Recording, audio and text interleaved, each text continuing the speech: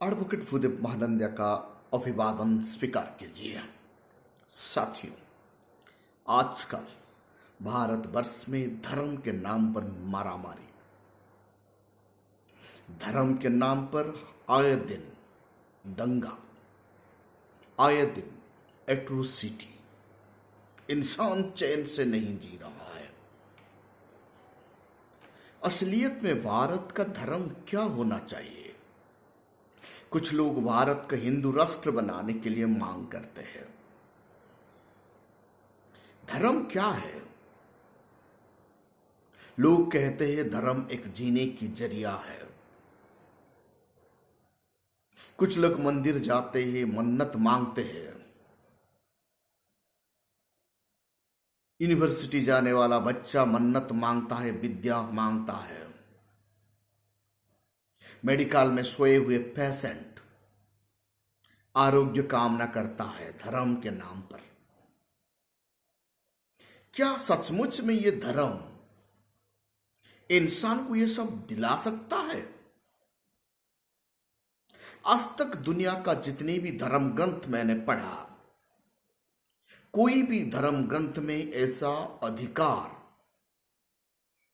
इंसान को नहीं देता।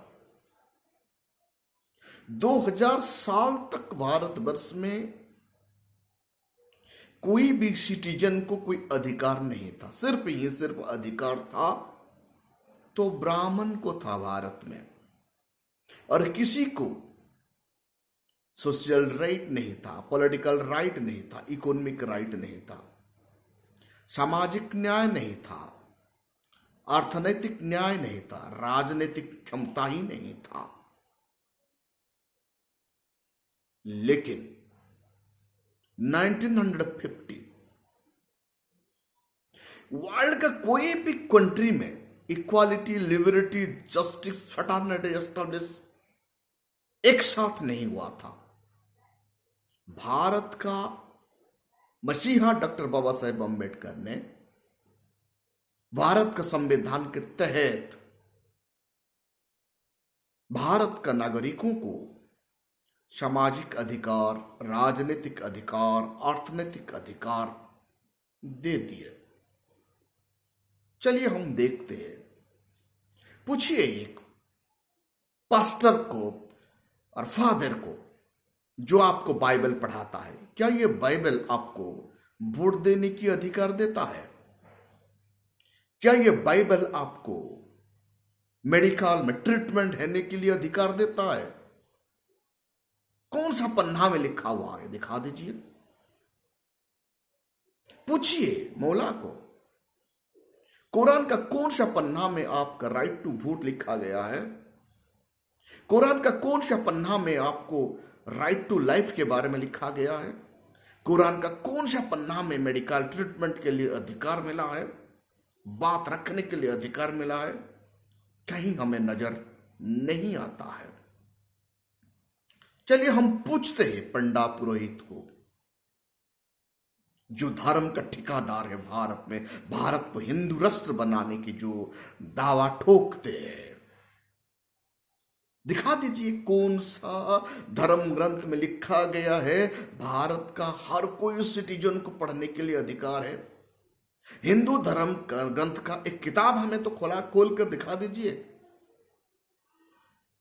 हर कोई बच्चा को, हर कोई औरत को, हर कोई इंसान को पढ़ने के अधिकार कौन सा धर्म ग्रंथ दिखाता है? कौन सा हिंदू धर्म शास्त्र में राजनीतिक अधिकार दिया है इंसान को? कौन सा हिंदू धर्म शास्त्र में मेडिकल में ट्रीटमेंट होने की अधिकार दिया है धर्म शास्त्र में? दिखा दीजिए। मनुस्मृति एक ऐसा धर्म ग्रंथ है जो सिर्फ ब्राह्मण को ही अधिकार देता है और किसी को नहीं।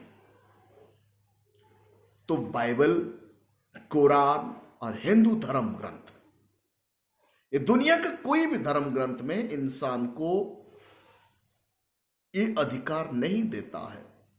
लेकिन भारत का संविधान भारतीयों को हर कोई अधिकार देता है। पढ़ने की अधिकार देता है, बोलने की अधिकार देता है।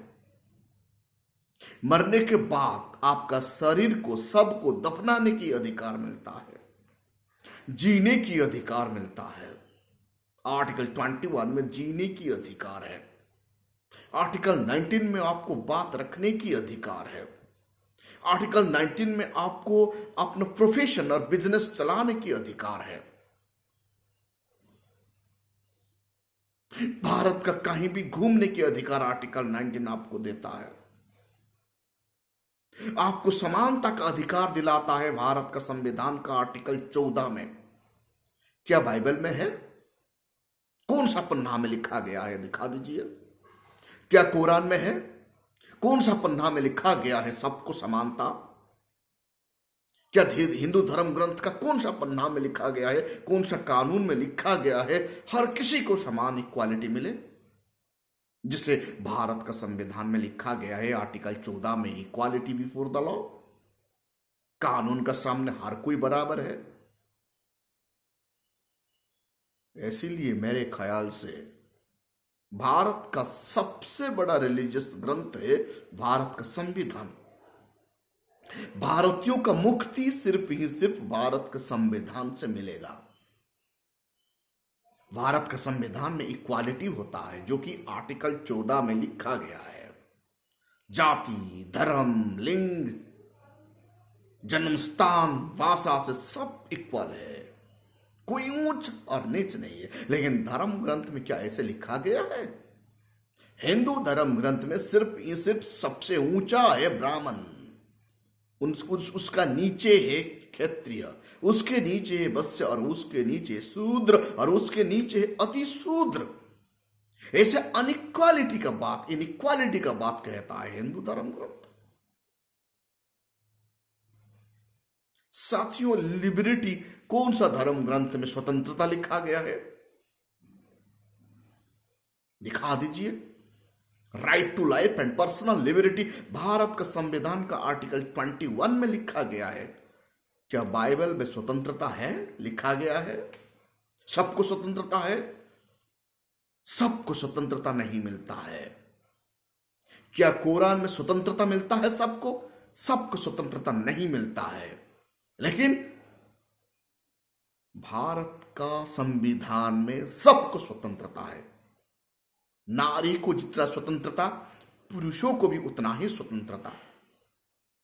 कोई कास्ट नहीं, कोई क्रीड नहीं, सबको बराबर का स्वतंत्रता दिलाता है भारत का संविधान। धरती में जीने के लिए जस्टिस होना चाहिए। 2000 साल तक किसी को जस्टिस ही नहीं मिलता था, सामाजिक न्याय नहीं मिलता था, अर्थनैतिक न्याय नहीं मिलता था, राजनीतिक न्याय नहीं मिलता, तो मिलता तो सिर्फ ब्राह्मण को। बाइबल में इस मिलता तो सिर्फ धर्मजाज को, पुरोहितों को। इसलिए फ्रांस रिवॉल्यूशन हुआ था, जस्टिस के लिए, इक्वालिटी के लिए। चर्च को अटैक किया गया था फ्रांस में, और कुरान में औरत को अधिकार ही नहीं मिलता था। लेकिन भारत ही ऐसा एक देश है, भारत का संविधान में एक साथ सबको यह अधिकार मिला है। आज भारत का संविधान के तहत हर कोई सिटीजन को social justice, economic justice, political justice मिलता है। इसीलिए साथियों, भारत का सबसे बड़ा धर्म ग्रंथ है भारत का संविधान। हर कोई सिटीजन का पास भारत का संविधान रहना चाहिए और पढ़ना चाहिए। आपको कुरान पढ़ने से आजादी नहीं मिलेगा, मुक्ति नहीं मिलेगा। आपको बाइबल पढ़ने से कुछ नहीं मिलेगा। आपको हिंदू धर्म ग्रंथ पढ़ने से कुछ नहीं मिलेगा। जब आपको इस भारतवर्ष में जीना है, खुशी से रहना है, तो भारत का संविधान द्वारा जाना है। आपको भारत का संविधान ही आपको जस्टिस दिला सकता है, और दिलाने के दमखम भरता है, वो भी सोशल जस्टिस, इकोनॉमिक जस्टिस और पॉलिटिकल जस्टिस। उनसे पहले 2000 साल तक भारतवर्ष में ना शूद्र को अधिकार था, ना नारी को अधिकार था, ना वैश्य को अधिकार था। सिर्फ ही सिर्फ अधिकार, 100% अधिकार सिर्फ ब्राह्मण उपभोग करता था और 50% अधिकार क्षत्रिय उपभोग करता था और बाकी वे अधिकार प्राप्त कर नहीं पाते थे। भारत का संविधान ही ऐसा एक ग्रंथ है जो फ्रेटर्निटी के बारे में बताता है। बताइए कौन सा धर्म ग्रंथ में फ्रेटर्निटी है? क्या बाइबल में फ्रेटर्निटी है? क्या कुरान में फ्रेटर्निटी है? जब फ्रेटर्निटी होता तो क्रूसेडर वॉर नहीं होता। 200 से 300 साल तक, 700 AD से 1100 AD तक क्रूसेडर वॉर चला। ये फ्रेटर्निटी है। लेकिन भारत के संविधान में फ्रेटर्निटी है। जब भारत का शासन व्यवस्था में बैठे हुए लोग भारत के संविधान को सही से इंप्लीमेंट कर देंगे, भारत अमीर स्टेट बन जाएगा। भारत में भूखमरी मिट जाएगा। भारत में इक्वालिटी आ जाएगा। लेकिन जो बैठे हैं वो आज भी मनुवादी सोच रखता है और मनुवादी शासन व्यवस्था को कायम करता है, संविधान को दरकिनार कर रहे हैं। इसीलिए भारतवर्ष में 2014 से 2022-23 में डाटा मिलता है 75% गरीबी और भूखमरी बढ़ गया। 2014-13 में भारतवर्ष में 30% BPL थे। आज भारत में 75% BPL परिवार है। 2024 आते आते ये 80% हो जाएगा। हिंदू राष्ट्र का ढोंग रचने वाले लोग 2014 से आप तो शासन में बैठे हैं। किसको इक्वालिटी दिलाए? किसको इकोनॉमिक जस्टिस दिलाए? हां, आप लोग दिलाए सिर्फ अडानी और अंबानी के लिए। धर्म के नाम पर राजनीति है। इसलिए भारतीयों का सबसे बड़ा धर्म है संविधान। भारतीयों का सबसे बड़ा धर्म ग्रंथ है संविधान। संविधान द्वारा ही आपका आजादी सुनिश्चित है। संविधान दे के आप जाएंगे तो दुनिया का हर कोई सुख और सुविधा आप प्राप्त कर पाएंगे। भारत का संविधान ही ऐसा एक ग्रंथ है जहां समानता, भाईचारा, स्वतंत्रता, न्याय, बंधुत्व देखने के लिए मिलता है। बाकी हर कोई धर्म ग्रंथ में ये तमाम चीज आपको देखने के लिए नहीं मिलेगा। साथियों, जो लोग आज हिंदू राष्ट्र का बात कहते हैं, ये हिंदू राष्ट्र में ईसाई का जगह कहां होगा? ये हिंदू राष्ट्र में मुस्लिम का जगह कहां होगा? क्या जवाब आप दे पाएंगे?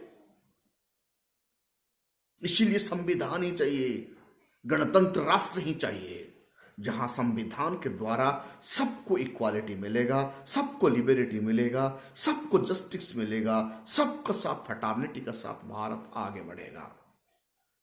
जो हिंदू राष्ट्र का ढोंगी रच रहे हैं, हम पूछते हैं उन्हें 2014 से 2023 है आज,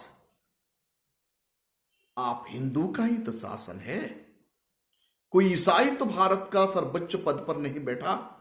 हिंदू ही तो भारत का प्राइम मिनिस्टर है, हिंदू ही तो भारत का प्रेसिडेंट है, हिंदू ही तो भारत का एग्जीक्यूटिव का हेड है, हिंदू ही तो भारत का न्यायपालिका का हेड है। फिर हिंदू राष्ट्र का मतलब क्या है? 2000 साल तक आपका हिंदू राष्ट्र शूद्रों को पढ़ने के लिए अधिकार नहीं दिया था, बोलने की अधिकार नहीं दिया था, संपत्ति रखने के लिए अधिकार नहीं दिया था। 75 ईयर हुई दिन में जब कुछ अधिकार संविधान का द्वारा लोगों को मिल गया, तो फिर आपको सताने लग रहा है पुराना ढांचा में आपको जाने के लिए, जाति व्यवस्था को कायम करने के लिए, इक्वालिटी को मिटाकर अनइक्वालिटी एस्टेब्लिश करने के लिए, जस्टिस को मिटाकर इनजस्टिस लाने के लिए, फ्रेटर्निटी को मिटाकर धर्म के नाम पर लोगों से लड़वाने के लिए।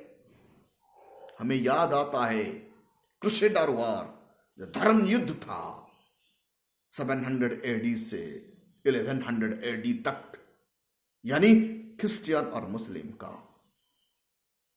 और भारतवर्ष में 2000 साल तक शूद्रों को सताया गया। बाबा साहेब अंबेडकर नहीं होते तो आज ये संविधान ही नहीं होता। इसलिए गांधी का मजबूरी था अंबेडकर को संविधान लिखने के लिए रिक्वेस्ट किया गया। भारत का तमाम लीडर का मजबूरी था बाबा साहेब अंबेडकर के चरणों तले गिरे और बाबा साहेब को संविधान लिखने के लिए रिक्वेस्ट किए। इसलिए अंबेडकर का लड़ाई दुनिया का सबसे बड़ा लड़ाई है। जब अंबेडकर को छोड़कर और कोई दूसरा ये संविधान लिख देता तो आज मनुष्य संहिता जैसे कानून यहां खड़ा होता, ना इक्वालिटी होता, ना लिबर्टी होता, ना जस्टिस होता, ना फ्रेटर्निटी होता। भारत का औरत जो 50% है उनका जिंदगी बद से बदतर होता। शूद्र का जिंदगी, अनटचेबल लोगों का जिंदगी बद से बदतर होता। ना फ्रेटर्निटी रहता, ना जस्टिस मिलता, ना इक्वालिटी मिलता, ना लिबर्टी मिलता। इसीलिए हम सैल्यूट करते हैं डॉक्टर बाबा साहेब अंबेडकर को। इतना बड़ा हस्ती जिसका पास 32 डिग्री था, 10 PhD था, 64 सब्जेक्ट का धनी था, 9 लैंग्वेज लिखना और पढ़ना आता था। इतना बड़ा विद्वान व्यक्ति को भी भारत में एट्रोसिटी झेलना पड़ा था। इसीलिए आज संविधान के द्वारा भारतीयों का आजादी हमें दिखाई देता है। हे मेरा बहुजन समाज, घर में आप संविधान रखिए।